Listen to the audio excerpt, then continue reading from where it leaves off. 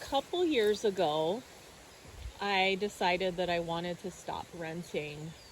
I had been living over on Oahu in Hawaii and had rented there for a little over 6 years. And I did a calculation, and the amount that I had paid in those 6 years was over $100,000.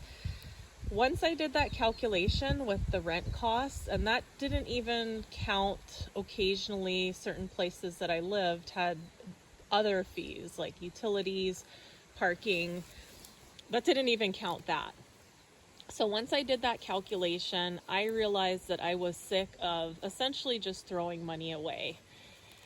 At first, I was sort of entertaining the thought of buying a condo on Oahu, but everything there is outrageously expensive.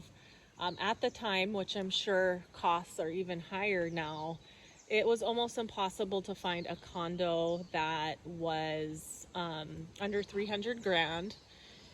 And you would have the monthly fees on top of that. And it just was not in my realm and abilities to be able to get a loan for that amount and also be able to pay the monthly fees.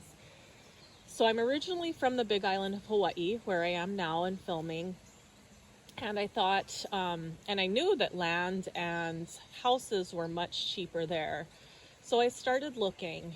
And at first I was not sure if I wanted to buy a house, if I wanted to buy lands. So I started looking at both. At the time, there was quite a bit for sale. I think now is a little bit different. There is a little less inventory that's available because the real estate market here is definitely on fire currently.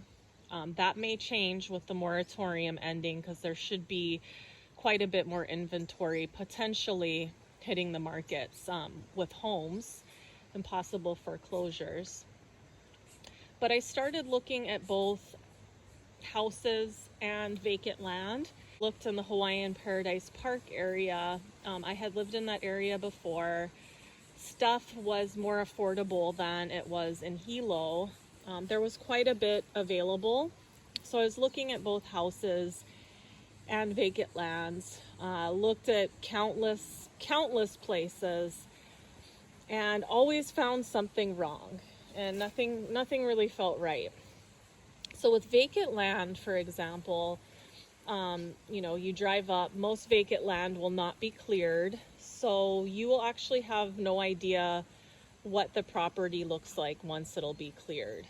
I realized that was a fact, but I didn't really like the location of the land that was available at that time. I was kind of looking for something where you did not have neighbors right up against you, which a lot of the properties in HPP, it's pretty densely kind of occupied with different homes.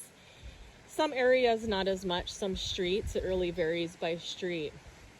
Looked at several houses, didn't like a lot of them. There was always one thing or another. Price, definitely was a factor in my price range, which was pretty much under, 250 grand. Based on the loan I would be approved for, there wasn't a ton of stuff that really was calling to me. A couple of properties that were of interest, but they were actually quite expensive for the vacant land, and I did not know, how the property would look under it. It also is much tougher to get approved for a vacant land loan. You have to get, the vacant land loan, and then you also have to get a construction loan, which probably would not have worked out for me personally. But if you have, a good amount of cash to put down, if you have all cash to put down for the vacant land, I think that could be a good option for some people. And that is the route that some people take.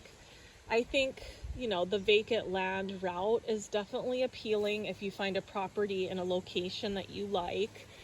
If you have a lot of creativity, if you want to essentially build a home that has all of the features that you've selected, that you've approved, everything that you love. And that definitely is an appeal. Thought it might be nice for us personally, but we just didn't find the right property. As far as land with a house on it, we finally found a house that we did like. Has a long driveway. I actually have the camera on my driveway right now. You can't see the house very well from the road, and that's something that we liked. We liked the privacy. Definitely liked the features of the house. It was a bit of a fixer-upper, and here we are a year and a half later, and we are still working on the home and the property. And that alone has been a lot of work. In retrospect, I think I'm really glad that we went this route versus getting vacant land. I got approved for a mortgage and bought the house right before COVID-19 hit. And I think it would have been very tough had we purchased vacant land to try and get something built during that time. I think it would still be somewhat tough. Lumber prices are very high right now. It's very hard to kind of coordinate like all the different building permits, all the different construction workers, all the different things that need to be done. We have actually found it's been a lot of work just with our fixer-upper house to kind of get that in order and get that in better condition. That was a lot of work in and of itself, and we're still working on it. Thank you for joining me today on the Big Island of Hawaii.